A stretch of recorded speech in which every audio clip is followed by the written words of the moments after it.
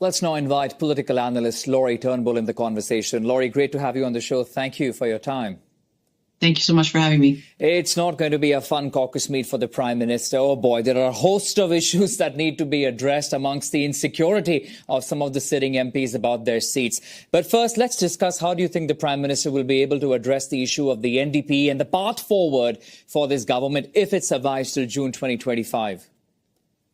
Sure. I mean, I think this, as others have said, this doesn't mean that the government falls next week when the House comes back. It could mean that, but it doesn't necessarily mean that. It just means that we're in more of a period of ordinary time in a minority government where a government has to work with parties on an ad hoc basis as issues come up, as votes come up. There's nothing guaranteed. The government has to find a partner. And so that could be the NDP. That could be the Bloc Québécois. I think we can probably guess that it's not going to be the Conservatives. But because the NDP has departed this agreement, it means that there are potential changes. If this parliament survives any longer, there are changes to the legislative calendar. And so things they could have taken for granted, now they can't. It could be that things are going to take longer. It could be that the NDP are going to try to extract some sort of concession, which could cost money. The Bloc might try to do the same thing. So a whole bunch of uncertainty comes up, even if the Liberal government is able to manage for another period of time. And so I think the MPs will have questions for the Prime Minister about how that will be managed. And amidst all of the chaos and the drama, how will the Liberals get some clear message out to voters that resonates with people before the next election? You know, clearly the Liberals could have done a whole lot more this summer. Many have been critical, not much was done. We know that the Liberals have floundered in the polls for more than a year. In one of the recent polls by Angus Reid, we'll pull that up, that shows that Liberals are at 21%, Conservatives at 43%, NDP at 19%. Talk to us about how ineffective the Prime Minister has really been in terms of taking on Pierre Poilievre. It seems to me that the approach has been to pretend that nothing's wrong. And so even after the by-election loss in Toronto St. Paul's, which was significant, and the MPs know that, the Liberal Party brass, they all know this is a massive problem. This is an indicator of a potential disaster in the next election to lose a safe seat like that. It seems to me that the Prime Minister has kind of tried to downplay that. From the get-go, he didn't meet with CAUCUS, and perhaps that was, who knows, maybe that was the right call for him. Maybe meeting with the full CAUCUS and in the heels of that would have been a problem for him. But it just seems to me from day one, there's been a downplay strategy. Now, he has met with regional caucuses. He's had conversations with MPs. I think he's done some behind the scenes work to try to set people's mind at ease to say, look, we've got a plan here.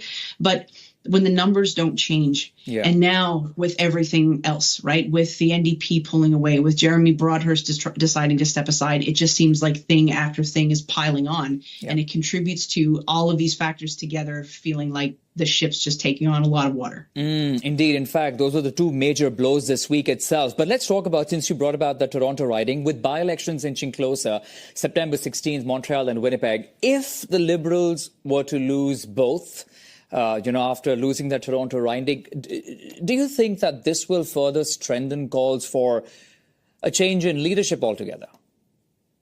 I mean, I think if the NDP were still on board, then yes. Then, in the event that Montreal doesn't happen for the Liberals, I think then there would be renewed calls for the Prime Minister to think about what he can do with the time the Liberals have left.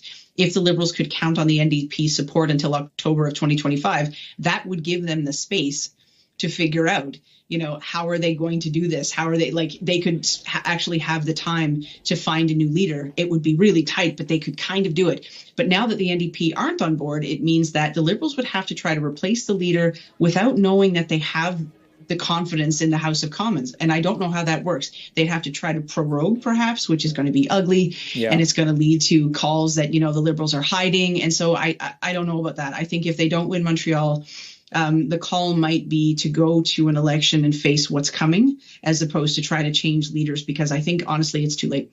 It's too late. Okay. One quick question before I let you go, because what's interesting is Mark Carney at the caucus addressing the meet. What is that indicative of? Well, I think, honestly, there has been so much speculation over the past number of years about Mark Carney's future. Back in 2020, When Bill Morneau left, there was speculation about, the Prime Minister's having conversations with Mark Carney. Honestly, to the extent that some people are paying attention to this whole side story about Mark Carney, most people, I think, aren't. Most people may not even know who this is or what this is about. But for those who do, this has been a long time of the back and forth, and then maybe he's involved, maybe he's not, maybe he wants to be leader, maybe he wants to be finance minister.